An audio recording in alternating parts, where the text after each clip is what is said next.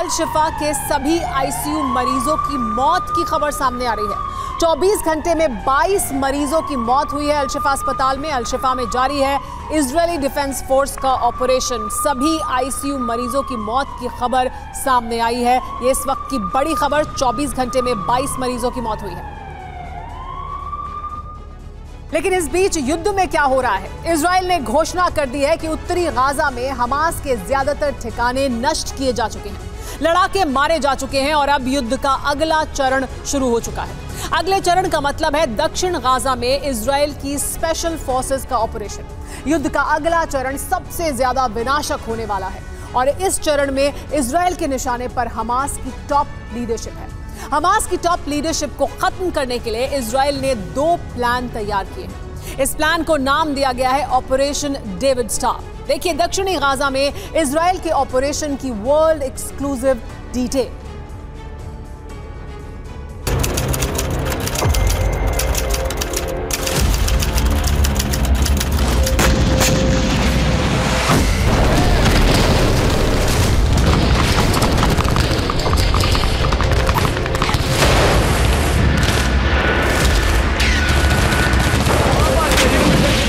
השלב הבא החל. התחלנו בשלב הבא, הכוחות פועלים באופן מדויק.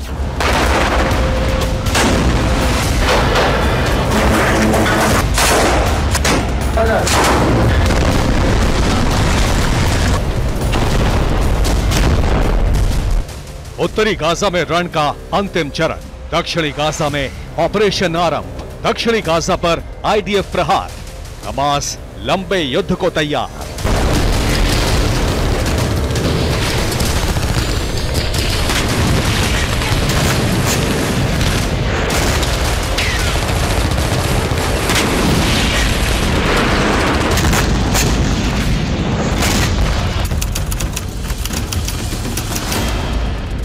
إلا بدفع الثمن الذي تحدده المقاومة.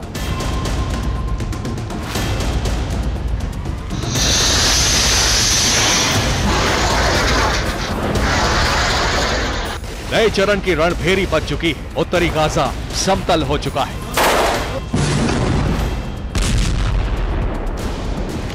मलबे के पहाड़ पर चढ़कर इजरायली सेना ने विजय घोष कर दिया है।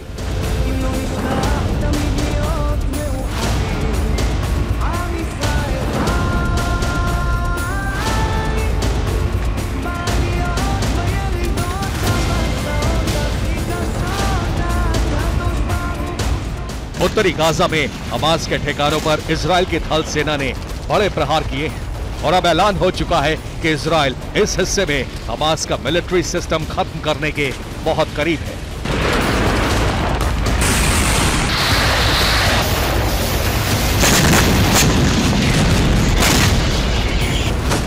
נשלים את זה, יש לנו השלמות לעשות, אבל מתקרבים לזה יפה. צה"ל הולך להמשיך את המהלכים ברצועת עזה, וככל שזה תלוי בנו, עוד אזור ועוד אזור, והולך להרוג את המפקדים ולהרוג את הפעילים ולהשמיד את התשתיות.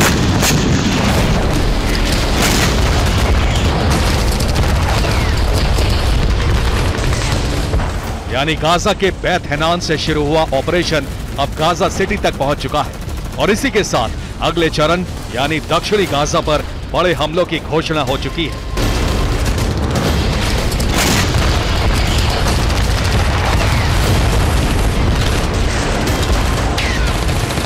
ביממה האחרונה השלמנו את הכיבוש והטיהור של כל החלק המערבי של העיר עזה.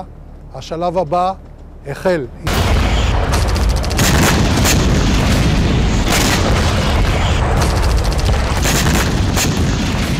अगले चरण का मतलब है दक्षिणी गाजा पर इजराइल के जबरदस्त हमले, यानी उत्तर के बाद हमास का दक्षिणी गाजा से सफाया।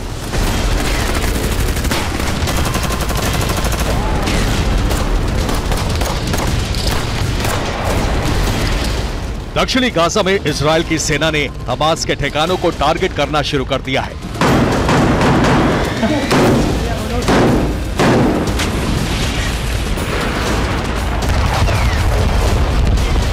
खान यूनिस पर इजराइल की थल सेना ने हमला किया। खान यूनिस कैंप के अल करारा पर इजरायली वायुसेना ने हमला किया। शेख रादवान में भी आईडीएफ ने ऑपरेशन चलाया।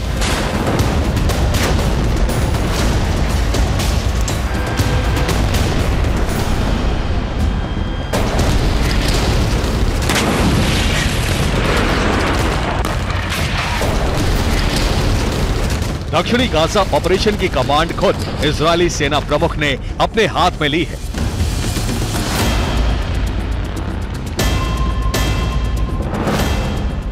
इजरायली सेना प्रमुख गाजा पट्टी में मौजूद इजरायली फोर्सेस का मनोबल बढ़ा रहे हैं। इजरायली फोर्सेस के निशाने पर हमास की टॉप लीडरशिप है। 16 नवंबर को इजरायली सेना ने हमास प्रमुख इस्माइल हानिया का घर विस्फोट से उड़ा दिया।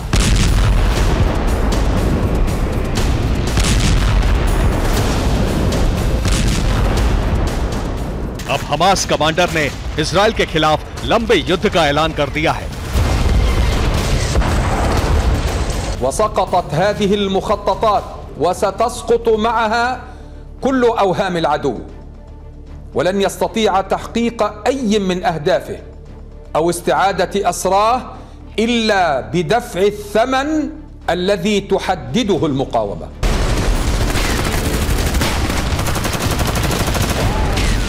उत्तरी गाजा में हमास के ठिकानों को नष्ट किया जा चुका है। अब ऑपरेशन दक्षिणी गाजा में शुरू हो चुका है, लेकिन दक्षिणी गाजा में इजरायली डिफेंस फोर्सेस का ऑपरेशन उत्तरी गाजा से बड़ी मानव निर्मित आपदा बनने वाला है।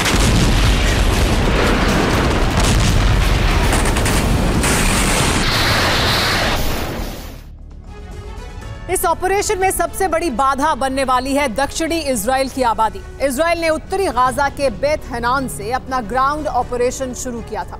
यहां की आबादी 63,000 है। ऑपरेशन के बाद लोग यहां से विस्थापित हुए। बेत लाहिया में भी इजराइल ने ऑपरेशन चलाया और यहां की आबादी 1,08,000 है। यहां से भी लोग दक्षिण गाजा की ओर पलायन कर गए। जबालिया कैंप पर भी इजराइल ने बड़े हमले किए और यहां की आबादी 2,68,000 है। यहां से भी बड़ी संख्या में लोग राफा क्रॉसिंग की तरफ चले गए। गाजा सिटी में इस वक्त इजराइल का ऑपरेशन जारी है और यहां की आबादी है 6,77,000। यहां से भी लोग दक्षिणी गाजा की तरफ गए। अब ऑपरेशन देल अल बलाह में शुरू होगा। यहां की आबादी 96,000 है। इसके बाद दक्षिण गाजा के खान यूनुस की आबादी 2,91,000 है। राफा क्षेत्र में 2,45,000 लोग रहते हैं। उत्तरी गाजा से विस्थापित हुए लोगों की अनुमानित गिनती 5 लाख से ज्यादा है और इस समय दक्षिणी गाजा में 17 लाख से ज्यादा आम लोग रह रहे हैं। यानी अगले चरण में दक्षिणी गाजा की बड़ी आबादी की जान संकट में है।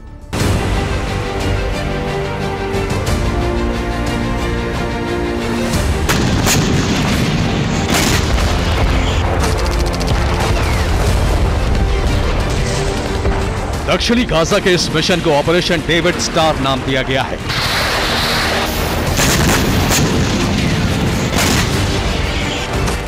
ये इजराइल भी जानता है कि दक्षिणी गाजा में बहुत बड़ा विनाश तय है, इसीलिए दक्षिणी गाजा को खाली कराने का आदेश जारी किया गया है।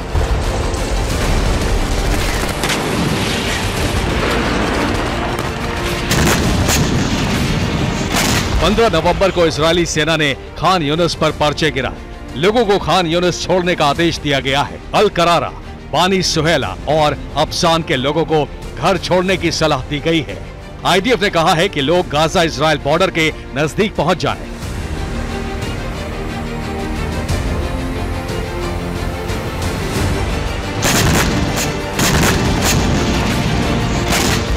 सवाल यह है कि सबसे ज्यादा आबादी वाले दक्षिणी गाजा में इजराइल का मुख्य ऑपरेशन है क्या? दरअसल हमास नेता याह्या सिनवार सहित अल कस्साम ब्रिगेड के कई अहम ठिकाने दक्षिणी गाजा में हैं।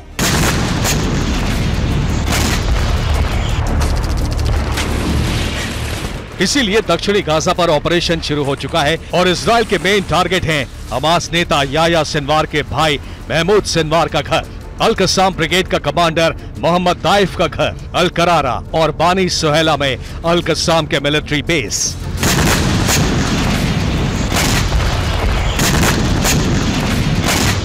दक्षिणी गाजा में इजरायली ऑपरेशन शुरू होते ही यूएस सेंट्रल कमांड के कमांडर जनरल माइकल कोरेला तेल अवीव पहुंच चुके हैं।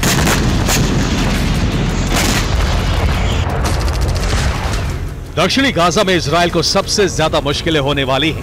दक्षिणी गाजा में हमास और अल कसाम के सबसे ज्यादा ठिकाने और लड़ाके हैं, यानी आईडीएफ पर घात लगाकर बड़े हमले हो सकते हैं। इस समस्या के लिए इजराइल ने एक समाधान खोजा है, जिसका नाम है मर्सिनरी ग्रुप, यानी विदेश से किराए पर लाए गए लड़ाके।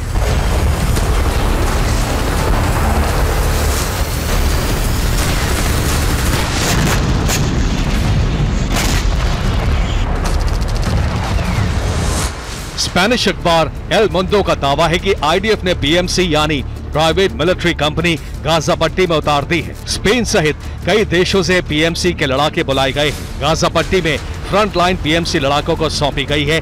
दरअसल इजराइल के रिजर्व सैनिक युद्ध क्षेत्र में जाने से इनकार कर रहे हैं। उनकी जगह प्राइवेट मिलिट्री कंपनियों के लड़ाके उतारे गए हैं। इनको एक हफ्ते में 35 लाख रुपए दिए जा रहे हैं।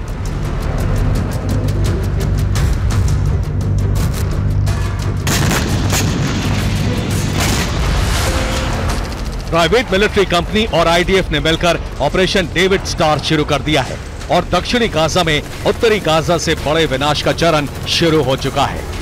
Bureau report, TV9 Bharatvarsh.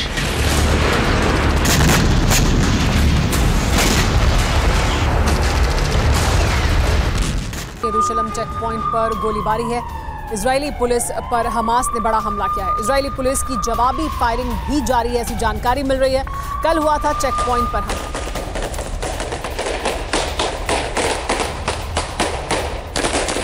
Israel ने जारी किया है इस हमले का वीडियो।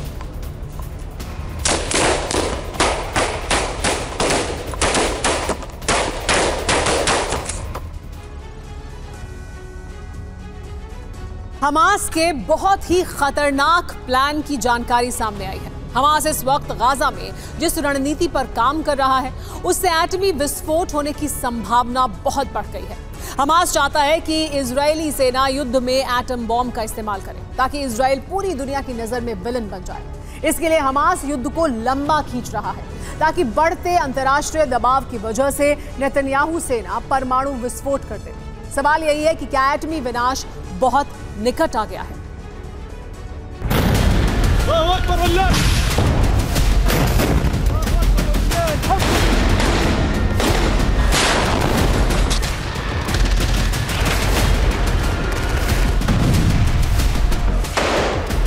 गाजा की धरती पर हमास जो कुछ कर रहा है, उससे परमाणु विनाश का खतरा बहुत बढ़ गया है।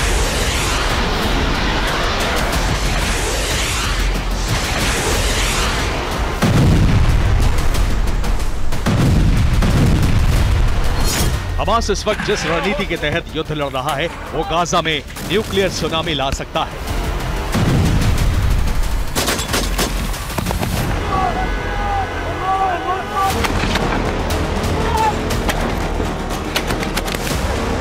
हमास धीमी गति से युद्ध लड़ रहा है, उससे जंग लंबी खिंचती जा रही है। हमास की नई युद्ध नीति से नेतन्याहू और उनकी सेना परेशान है।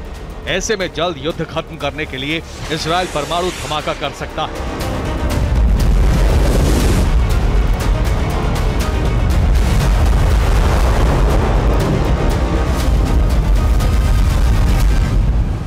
इस युद्ध को 42 दिन हो चुके हैं, फिर भी ये जंग जारी है। हमास गाजा में अलग अलग ठिकानों पर आईडीएफ की टुकड़ी पर हमले कर रहा है।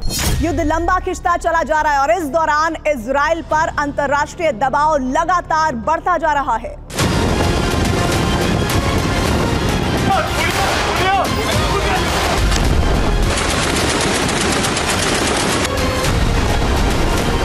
दुनिया भर में इजरायल के खिलाफ प्रदर्शन, इजरायल पर बढ़ता अंतर्राष्ट्रीय दबाव, अमेरिका पर अरब इस्लामिक देशों का दबाव, ईरानी प्रॉक्सी के लगातार बढ़ते हमले, यही वो फैक्टर हैं जो गाजा में परमाणु विनाश का कारण बन सकते हैं। गाजा के अंदर आईडीएफ और हमास के बीच किस तरह से जंग चल रही है, अब उसकी रियल रिपोर्ट देखिए। बेत हैनान में हमास के लड़ाके आईडीएफ की टैंक पर आरपीजी से हमला करने वाले थे। इजरायली एयरफोर्स ने उन्हें लोकेट किया और फिर मिसाइल मारकर खत्म कर दिया।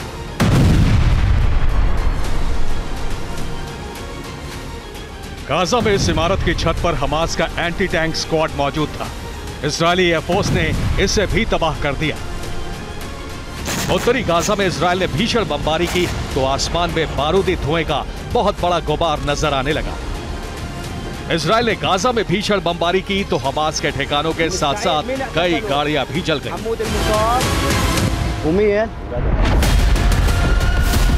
इजरायली सेना ने अल नफाक स्ट्रीट में कई इमारतों को तहस नहस कर दिया।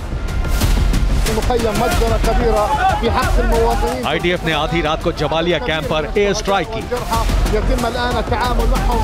3 इमारतें मलबा बन गईं, कई लोग मारे गए। आईडीएफ और हमास के बीच गाजा की पतली और सकरी गलियों में आमने सामने की जंग हो रही है।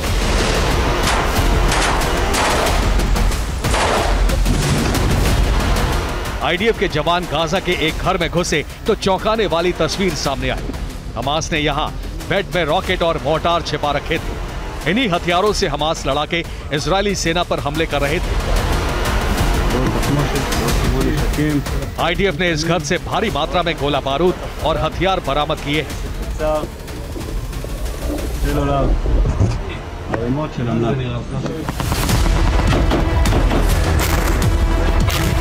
इजराइल के हमले लगातार तेज होते जा रहे हैं। हमास भी रह रहकर पलटवार कर रहा है। हमास इजरायली शहरों पर रॉकेट की बरसात कर रहा है। इसके अलावा गाजा में सुरंग के अंदर से युद्ध लड़ रहा है।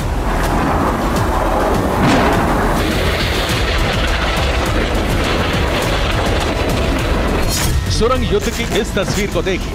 हमास के लड़ाके सुरंग में मौजूद हैं, वहीं से इजरायली सेना पर मोर्टार से हमले कर रहे हैं।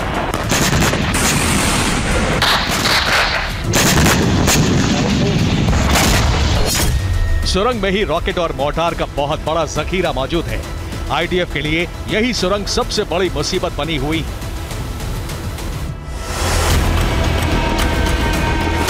बेत लाहिया में हमास ने इजरायली सेना के 5 वाहन को यासीन मिसाइल से तबाह कर दिया।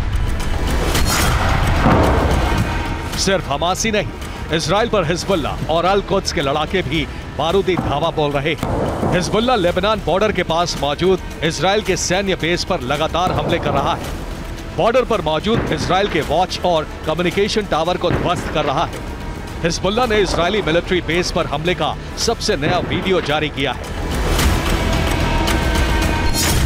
भीषण जंग की वजह से गाजा की सूरत किस तरह बर्बाद हो चुकी है उसका सबूत देखिए। गाजा का अल रिमाल इलाका पहले सुंदर और हरा भरा था, लेकिन अब बदसूरत हो चुका है।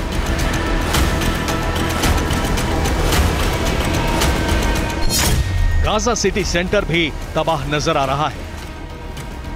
इजराइल के हमले में गाजा की इस्लामिक यूनिवर्सिटी की सूरत भी बर्बाद हो चुकी है।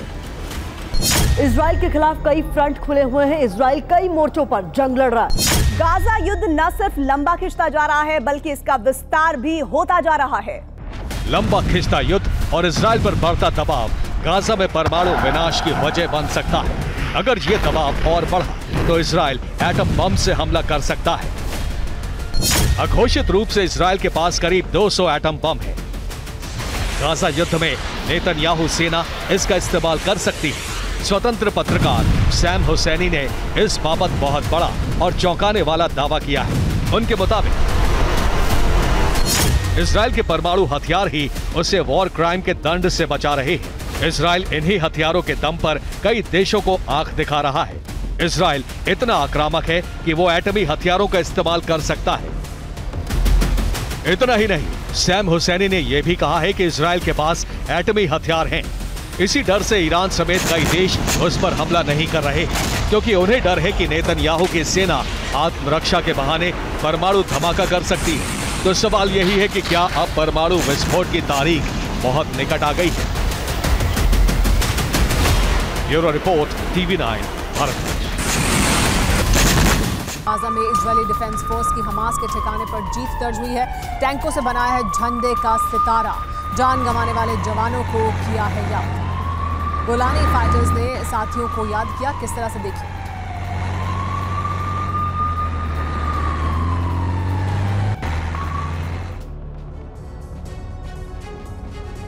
अल-शिफा अस्पताल के आईसीयू में भर्ती सभी मरीजों की मौत हो चुकी है। 22 मरीज तो बीते 24 घंटों में ही मरे हैं। बावजूद इसके अस्पताल में आईडीएफ का सर्च ऑपरेशन जारी है, वो भी बीते 50 घंटों से। जानते हैं क्यों। दरअसल इजरायली सेना को यह आशंका है कि अल शिफा में हमास के लड़ाके छिपे हैं। हमास ने अस्पताल की खुफिया सुरंगों में बंधकों को कैद कर रखा है। हालांकि अल शिफा अस्पताल से हथियारों की भारी खेप बरामद हुई है, लेकिन अब तक हमास और बंधकों से जुड़ा कोई सुराग नहीं मिला है। इसी बीच खबरें यह भी सामने आ रही हैं कि अल शिफा के साथ साथ आईडीएफ ने 5 और अस्पतालों को निशाना बनाया है। आखिर क्यों गाजा में जारी है अस्पताल विध्वंसक, देखिए।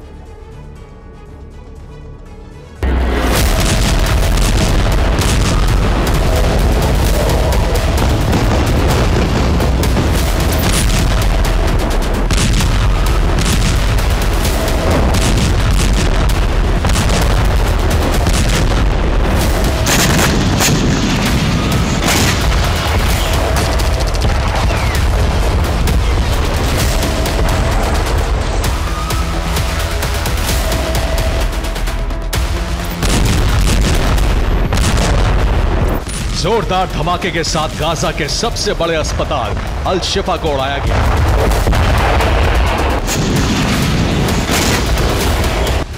अल शिफा हॉस्पिटल की इमारत को विस्फोटकों से जमींदोज किया गया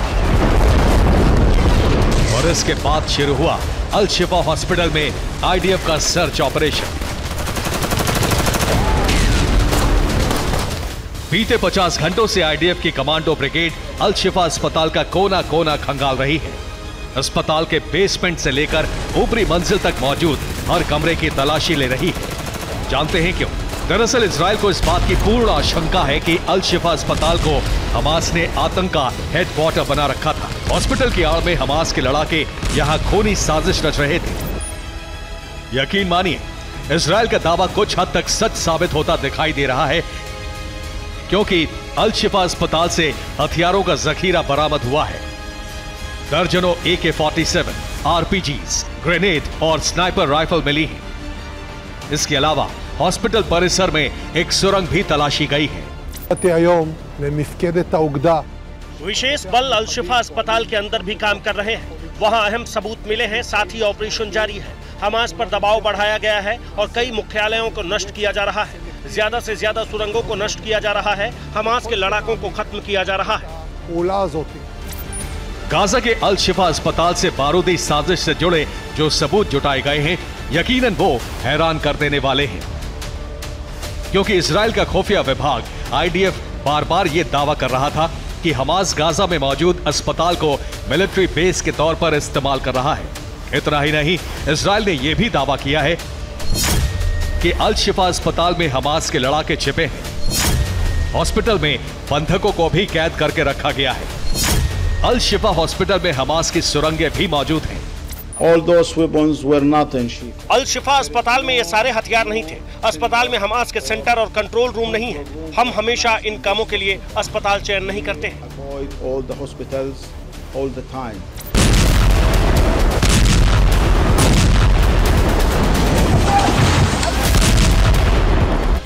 जहां एक तरफ इजराइल अल शिफा को हमास का सैन्य अड्डा करार दे रहा है, तो वहीं हमास से जुड़े लोग इस दावे को आईडीएफ की साजिश करार दे रहे हैं, क्योंकि अस्पताल के भीतर से हथियार गोला बारूद तो मिले हैं, इनके सबूत बाकायदा कैमरे में कैप्चर हैं।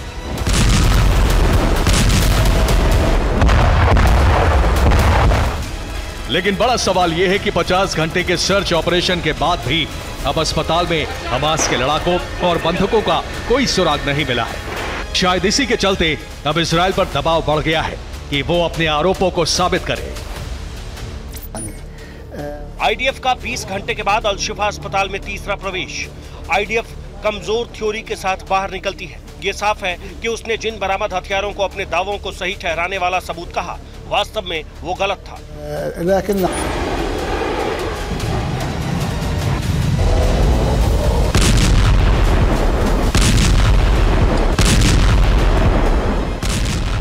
मतलब ये कि अल शिफा अस्पताल पर आईडीएफ के हमले और कब्जे के बाद विवाद बढ़ता जा रहा है, क्योंकि अस्पताल के तहस नहस होने से सैकड़ों मरीज दर बदर हो चुके हैं।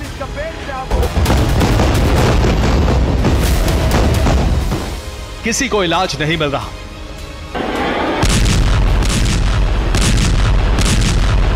वहीं इजराइल ने अल शिफा अस्पताल की तर्ज पर गाजा में मौजूद 5 और अस्पतालों को बीते 24 घंटे में टारगेट किया है। मसलन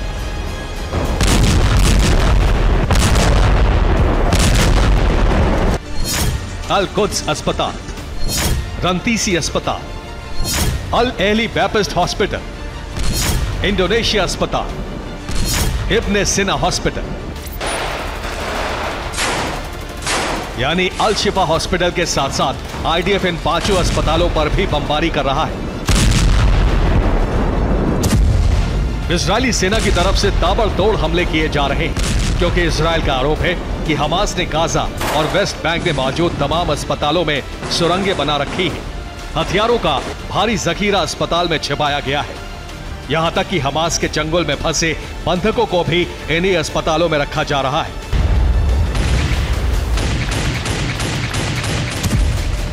आपको बता दें कि आईडीएफ के कमांडो अस्पतालों के भीतर बाकायदा अनकट वीडियो भी शूट कर रहे हैं। अस्पताल के एमआरआई रूम, एक्सरे रूम और रेडियोलॉजी रूम में मौजूद हमास के हथियारों और गोला बारूद को दिखा रहे हैं ताकि ये साबित हो सके कि कैसे अस्पताल की आड़ में हमास बारूदी साजिश का ब्लूप्रिंट तैयार कर रहा था, कैसे अस्पताल के मरीजों को बतौर मानव ढाल की तरह इस्तेमाल कर रहा था।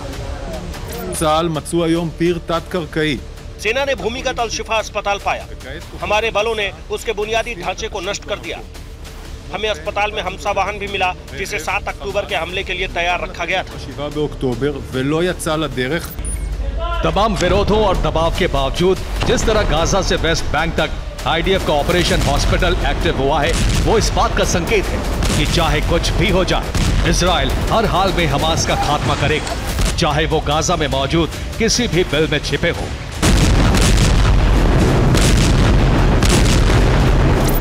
Bureau report, TV9, Bharatvarsh. 7 अक्टूबर का कोहराम जहन में आज भी ताजा है, जब हमास के ताबड़तोड़ हमलों से इजराइल की धरती कांप उठी थी। अब जो जानकारी सामने आई है उससे आशंका जताई जा रही है कि ईरान की मदद से हमास एक और बड़े हमले की साजिश रच रहा है। ईरान स्पेशल फोर्स के कमांडर इस्माइल कानी ने हमास के मिलिट्री विंग के चीफ को एक पत्र लिखा है, जिसके बाद इस षड्यंत्र का पर्दाफाश हुआ। खतरे को देखते हुए आईडीएफ ने चौकसी बढ़ा दी है।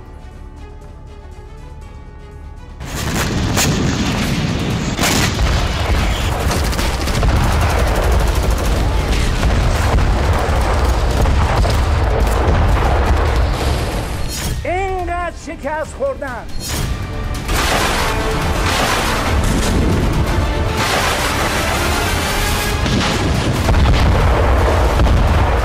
इजराइल पर एक और बड़े हमले की साजिश।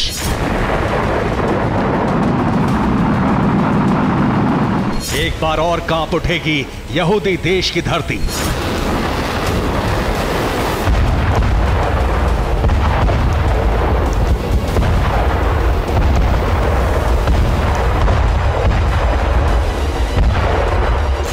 हमास करेगा एक और आघात।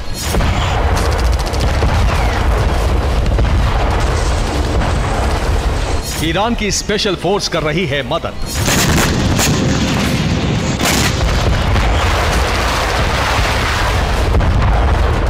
यह कोई अटकल नहीं, अनुमान नहीं, कोई भविष्यवाणी भी नहीं, एक बहुत बड़ी आशंका है जिसका एक ठोस सबूत दुनिया के सामने आया है, और वो सबूत है ये चिट्ठी।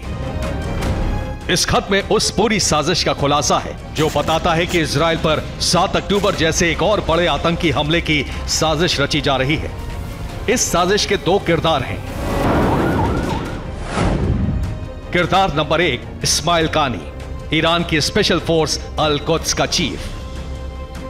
किरदार नंबर 2, मोहम्मद दाइफ, हमास के मिलिट्री विंग अल कसाम का सरदार। इस खत को इस्माइल कानी ने मोहम्मद दाइफ को लिखा है, जिसमें एक बड़े आतंकी हमले की तैयारी को लेकर चर्चा की गई है। पत्र में कानी ने सबसे पहले ये याद दिलाया है कि ईरान की स्पेशल फोर्स की तरफ से जो वादा किया गया था उस पर वो आज भी कायम है। हम भाईचारे के वादे पर कायम हैं, जो हमें एकजुट करता है, और हम आपको आश्वासन देते हैं कि इस ऐतिहासिक लड़ाई में जो कुछ भी करना होगा हम करेंगे। वो कौन सा वादा है जो अल कुद्स का चीफ अल कसाम के मुखिया को याद दिला रहा है? एक बार और याद कर लीजिए, हमास की मिलिट्री विंग अल कसाम ने ही 7 अक्टूबर के हमले को अंजाम दिया था, जिसमें ईरानी स्पेशल फोर्स ने पूरी मदद की थी।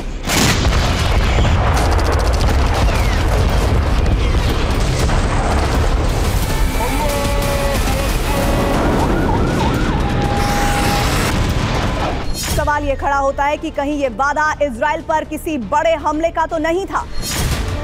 इस पत्र में और भी ऐसा कुछ है जो आईडीएफ और मोसाद के कान खड़े कर देने के लिए काफी है। इसमें यरूशलेम के अल-अक्सा मस्जिद में घुसने को लेकर भी लिखा गया है।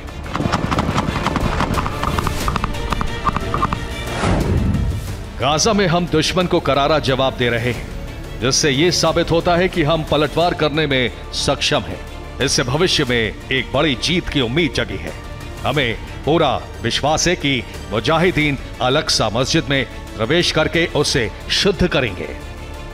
इस्माइल कानी किस पलटवार की बात कर रहा है? अल-कसाम को किस जीत की उम्मीद जगा रहा है? और कौन सा षड्यंत्र है जो अल-अक्सा मस्जिद में प्रवेश करने के बाद खत्म होगा? इन सब का एक ही मतलब निकाला जा रहा है कि शायद हमास एक और बड़े हमले की तैयारी कर रहा है।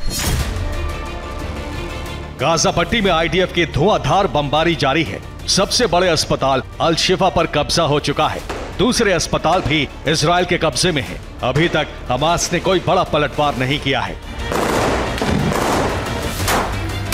कोई चुनौती पेश नहीं कर पाया है। कहीं ये सब किसी साजिश का हिस्सा तो नहीं? इस खत के सामने आने के बाद यही माना जा रहा है कि हमास और ईरान कोई बड़ा खेल खेलने की फिराक में है और इसमें सबसे बड़ा हाथ ईरान की स्पेशल फोर्सेस का होगा।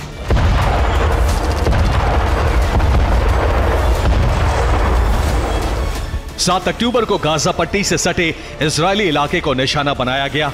अब आशंका जताई जा रही है कि इजराइल की ज्यादा आबादी वाले बड़े शहर हमास के निशाने पर हो सकते हैं। आईडीएफ ने अपने कुछ बड़े शहरों पर निगरानी तेज कर दी है, जिसमें सबसे अहम है तेल अवीव, आबादी 5 लाख, नेतन्या, आबादी 2,24,000, रिशोन लेजियन, आबादी 2,57,000, रेहोबोट 1,47,000 और पेटा टिकवा, जिसकी आबादी 2,52,000 है।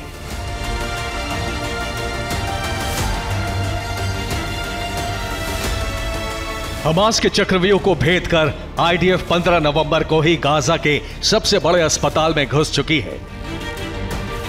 अल शिफा पर कब्जे के बाद लगातार सर्च अभियान चलाया जा रहा है। आईडीएफ के दावे के मुताबिक अल शिफा अस्पताल से बड़ी तादाद में हथियार और गोला बारूद मिले हैं।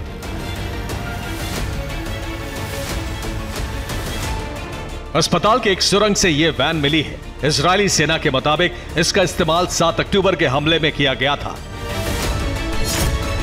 वैन से भारी संख्या में हथियार, कारतूस, गोलियां, ग्रेनेड और बुलेट प्रूफ जैकेट मिले हैं। आशंका जताई जा रही है कि इजरायली सेना के आने से पहले यहां जरूर कोई बड़ी साजिश रची जा रही थी। गाजा में सुरंगों के मिलने का सिलसिला जारी है। अल शिफा की तरह शिफा पीर अस्पताल के पिछले हिस्से से एक सुरंग मिली है। आईडीएफ के मुताबिक ये वैन और हथियार हमास के खिलाफ सबूत हैं, जिनका इस्तेमाल 7 अक्टूबर के हमले के दौरान किया गया था। सबूतों के साथ आईडीएफ साजिश के उलझे तारों को सुलझाने में जुटी है। 7 अक्टूबर का हमला मोसाद की सबसे बड़ी नाकामी थी। अब इजराइल कोई कसर नहीं छोड़ना चाहता। Bureau report, TV9 Bharatvarsh. Gaza में हमास के ठिकाने पर हमला। आईडीएफ ने किया मिसाइल से हमला। हमास की निगरानी चौकी को ध्वस्त कर दिया है। हमास के कई लड़ाके इसमें मारे गए।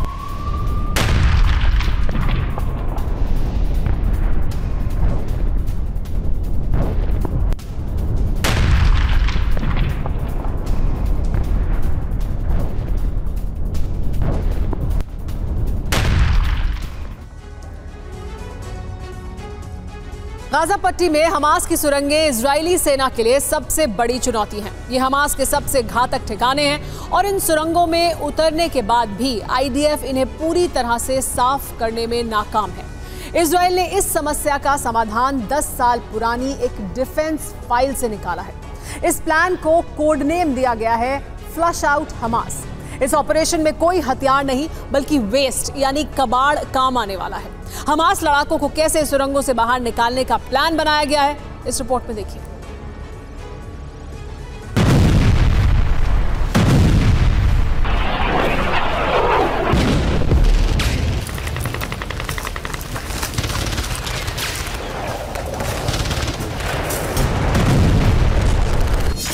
सुरंगें हमास लड़ाकों की सबसे सुरक्षित पनाहगाह है। इन सुरंगों के सफाई के लिए इजरायली सेना कई दिनों से ऑपरेशन चला रही है।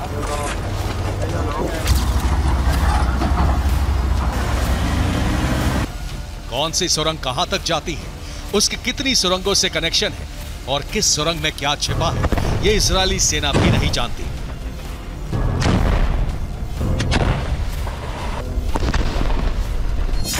अब इन सुरंगों को एक झटके में साफ करने का इजरायली ऑपरेशन लगभग फाइनल स्टेज में है। अल्लाहु अकबर वलिल्लाहिल हम्द।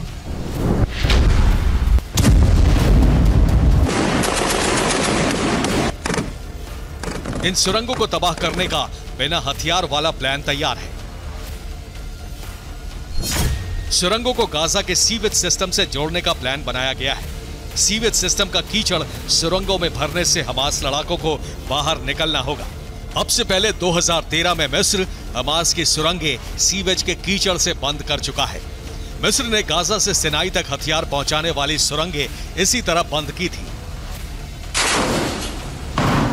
इजरायली सेना की स्पेशल फोर्सेस इन सुरंगों में ऑपरेशन चला रही है, लेकिन कोई बड़ी कामयाबी नहीं मिली है। इसीलिए सिर्फ सीवेज सिस्टम ही नहीं बल्कि कई और तरीके आजमाने का प्लान तैयार है। गाजा पट्टी भूमध्य सागर से सटी हुई है। गाजा पट्टी के बेत लाहिया से यूनुस खान तक हमास ने सुरंगें बना रखी हैं। इजराइल को इन सभी सुरंगों के बारे में सटीक जानकारी नहीं है, लेकिन इजराइल ये बखूबी जानता है कि सभी सुरंगें एक दूसरे से जुड़ी हुई हैं। अब इजराइल भूमध्य सागर से इन सुरंगों में हैवी ड्यूटी कमर्शियल पंप से पानी छोड़ने का प्लान बना रहा है। इससे सुरंगों में बाढ़ आ जाएगी। इससे हमास का कम्युनिकेशन सिस्टम, हथियार गोदाम तबाह हो जाएंगे और लड़ाके मारे जाएंगे।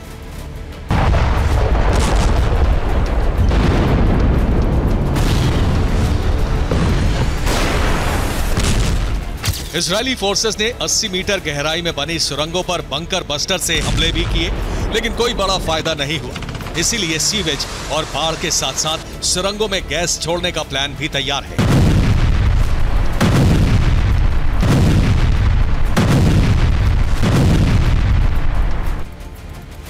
कुछ वॉर एक्सपर्ट ये दावा कर रहे हैं कि हमास और हिजबुल्लाह की टनल नेटवर्क को तोड़ने के लिए सुरंगों के भीतर नर्व गैस जैसे घातक रासायनिक हथियार को रिलीज करेगी। नर्व गैस फेफड़ों में जाने के बाद नर्वस सिस्टम को प्रभावित करती है। इसके संपर्क में आने से बेहोशी, सिर दर्द, आंखों में जलन, खांसी और सांस लेने में तकलीफ होने लगती है। यानी ये गैस हमास लड़ाकों की मौत बन सकती है।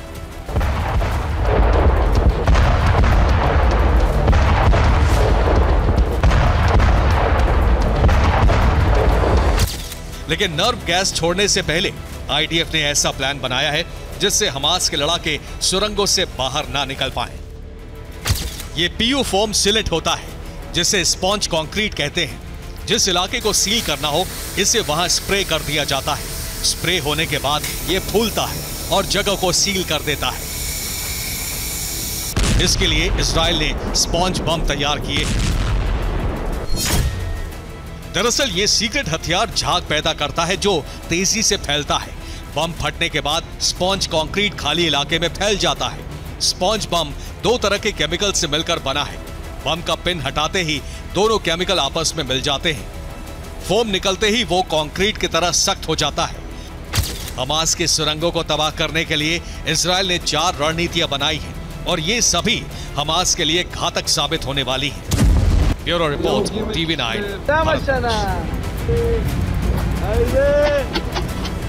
वेस्ट बैंक के जरिन में आईडीएफ पर अटैक। आईडीएफ के आर्मर्ड वाहन को मोर्टार से उड़ाया गया। हमास ने इमारतों में छिपकर किया हमला।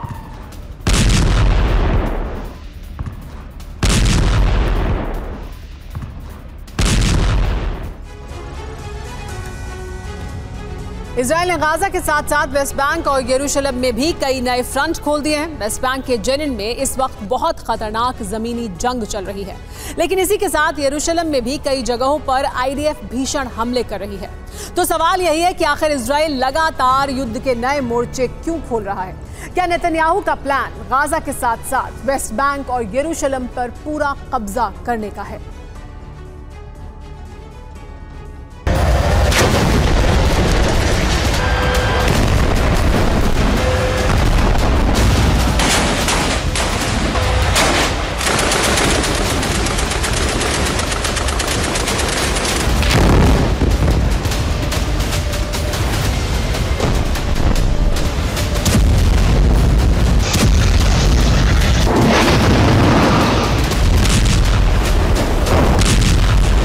वेस्ट बैंक जमीनी जंग का बहुत ही विध्वंसक ग्राउंड बन गया है। यहां हमास और आईडीएफ के बीच आमने सामने की जबरदस्त जंग हो रही है। इजरायली सेना अब नए जंग के नए नए मोर्चे खोल रही है। जेनिन के अलावा इस वक्त वेस्ट बैंक के कई इलाकों में भीषण लड़ाई लड़ी जा रही है।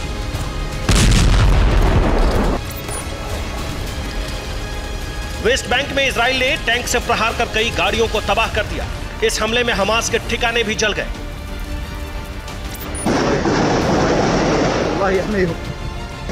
जेनिन में आईडीएफ बुलडोजर लेकर पहुंची तो हमास के लड़ाकों ने बुलडोजर पर बम से हमला किया। इसके बाद दोनों तरफ से जबरदस्त गोलीबारी हुई। जेनिन कैंप के अंदर इजरायली सेना और हमास के बीच कितनी भयानक जमीनी जंग चल रही है, उसकी गवाह ये कि वॉर जेनिन कैंप थर्रा उठा। पश्चिमी जेनिन में इजरायली सेना का काफिला पहुंचा तो हमास ने उस पर बम से जोरदार हमला किया। हमले में इजराइल के सैन्य वाहन जल गए।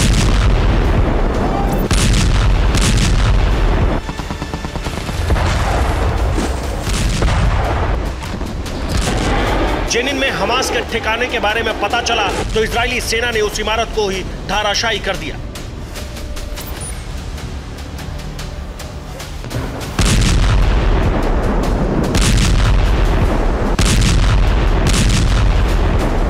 जेनिन में हमास ने लैंड माइंस बिछा रखे हैं। जमीन में छिपाए गए बारूद को आईडीएफ न सिर्फ डिटेक्ट कर रही बल्कि उसे डिफ्यूज भी कर रही है।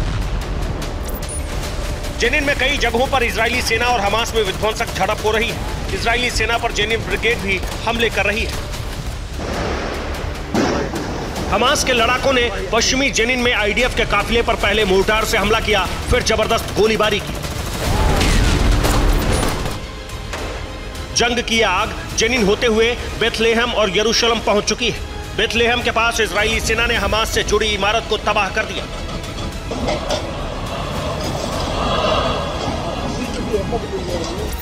इसी तरह यरूशलेम में भी इजरायली सेना ने भीषण हमले शुरू कर दिए हैं। इसी हमले को देखते हुए बेथलेहम के लोगों ने पहली बार क्रिसमस का त्योहार नहीं मनाने का ऐलान कर दिया। लेकिन सवाल यह कि आखिर इजरायली सेना लगातार हमले के फ्रंट क्यों खोल रही है? क्या इजराइल गाजा युद्ध के बहाने वेस्ट बैंक टारगेट पर है?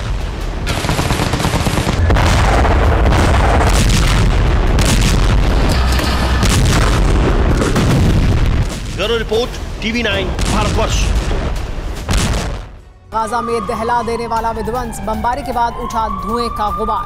गाजा में 12,000 से ज्यादा लोगों की मौत हुई है, ऐसी जानकारी सामने आ रही है।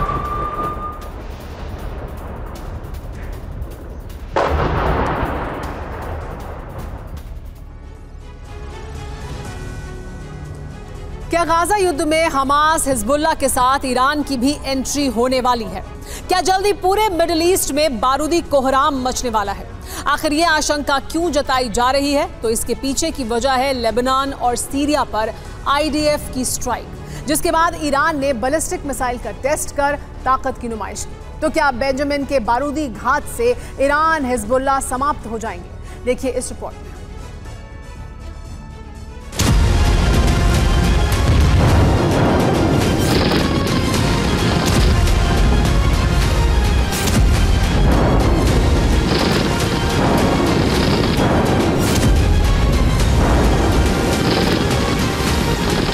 एक तरफ तरफ गाजा वाले वॉर फ्रंट पर इजराइल का बारूदी कोहराम जारी है, भीषण प्रहार जारी है, तो वहीं दूसरी तरफ लेबनान से लेकर सीरिया तक में भी आईडीएफ की बमबारी, आसमान से एयर स्ट्राइक ताबड़तोड़ अंदाज में जारी है। नेतन्याहू का प्रण सिर्फ हमास का खात्मा ही नहीं, बल्कि हमास के उन मददगारों को भी तबाह करना है जो जंग में इजराइल के खिलाफ खड़े हैं। और इसी कड़ी में इजराइल की सेना ने सीरिया में ईरानी प्रॉक्सी के ठिकानों पर बमबारी की, लेबनान बॉर्डर पर हिजबुल्लाह के अड्डों पर स्ट्राइक की। दरअसल इजराइल का स्टैंड क्लियर है, ईरान समर्थित गुटों का सफाया, जो न सिर्फ हमास की मदद कर रहे हैं बल्कि मौका मिलते ही इजरायली सेना पर हमले से भी नहीं चूक रहे। और इस कड़ी में सबसे बड़ा नाम है लेबनान के हिजबुल्लाह संगठन का, जो लगातार आईडीएफ पर अटैक कर रहा है, इजरायली सेना के मरकावा टैंक को उड़ा रहा है।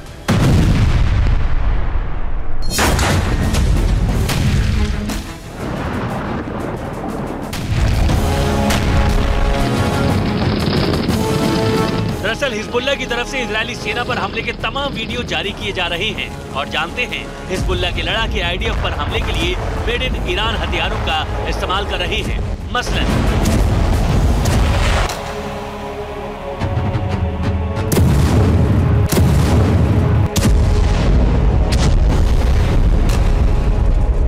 हिजबुल्लाह का पहला हथियार अल नूर एंटी शिप मिसाइल, हिजबुल्लाह का दूसरा हथियार फतह 110 बैलिस्टिक मिसाइल, हिजबुल्लाह का तीसरा हथियार टैक्टिकल बूस्ट ग्लाइड वेपन।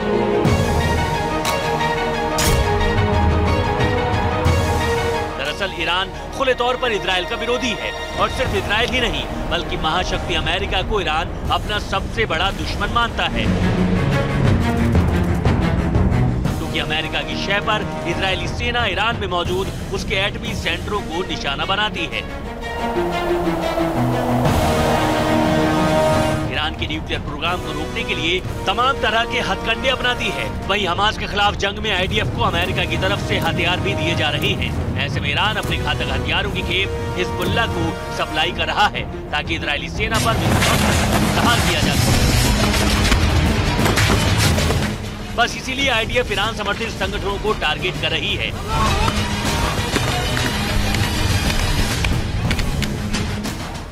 ताकि हमास के साथ साथ हिजबुल्लाह, हूती समेत तमाम संगठनों का सफाया हो और इसके चलते ईरान को जंग में कूदना पड़े। और शायद ऐसा होता दिखाई भी दे रहा है। लेबनान और सीरिया में आईडीएफ के हमले के बाद ईरान ने अल्मास 1 बैलिस्टिक मिसाइल का टेस्ट कर अपनी ताकत की नुमाइश की। यकीन मानिए, अगर ईरान भी जंग में कूदा तो फिर इजराइल जो चाहता था वो हो जाएगा और इसके साथ ही हमास हिजबुल्लाह का दी एंड तो होगा ही, ईरान का भी नक्शा बदल जाएगा, क्योंकि फिर जंग में इजराइल के साथ महाशक्ति अमेरिका एंट्री मारेगा। Bureau report, TV9 Bharatvarsh.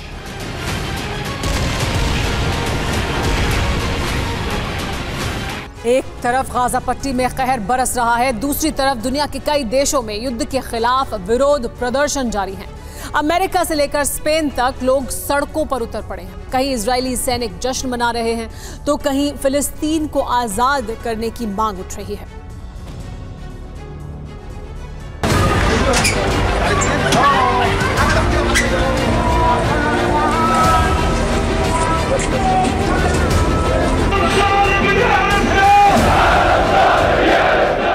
कहीं सड़क पर प्रदर्शन, कहीं इजराइल का विरोध, कहीं फिलिस्तीन का समर्थन, तो कहीं सैनिकों का जश्न।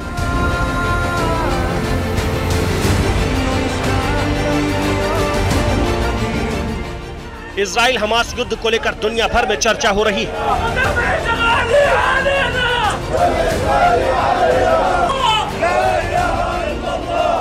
अमेरिका की राजधानी वॉशिंगटन डीसी में रिपब्लिकन पार्टी के कार्यकर्ता प्रदर्शन के दौरान पुलिस से उलझ पड़े।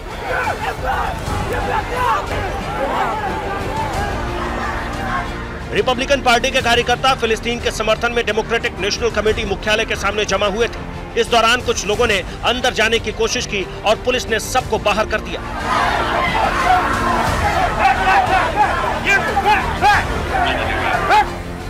स्पेन के मैड्रिड में फिलिस्तीन के समर्थन में हजारों स्टूडेंट सड़कों पर उतर पड़े। सभी के हाथों में गाजा पट्टी में जंग रोकने के साथ फिलिस्तीन को आजाद करने की मांग को लेकर बैनर पोस्टर थे। लोगों में सबसे ज्यादा नाराजगी मासूम बच्चे और निर्दोष लोगों की मौत को लेकर थी।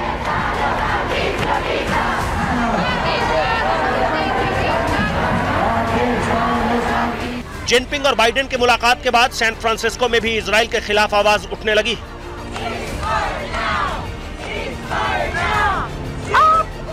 शहर के सबसे व्यस्त ब्रिज को जाम करके मानवाधिकार संगठन के कार्यकर्ताओं ने सीज फायर की मांग की। ये तस्वीरें गाजा पट्टी की है, जब जंग के बीच इजराइल के जवानों ने कुछ फुर्सत के पल निकाले। पीछे अल शिफा अस्पताल के टूटे फूटे हिस्से दिख रहे हैं। माना जा रहा है कि यह गाजा के सबसे बड़े अस्पताल पर कब्जे का जश्न था। दुनिया के कई देशों और शहरों में पिछले कई हफ्तों से यह प्रदर्शन और नारेबाजी जारी है। बावजूद इसके ना तो युद्ध रुक रहा, ना ही गाजा पट्टी में सब शांत हो रहा है।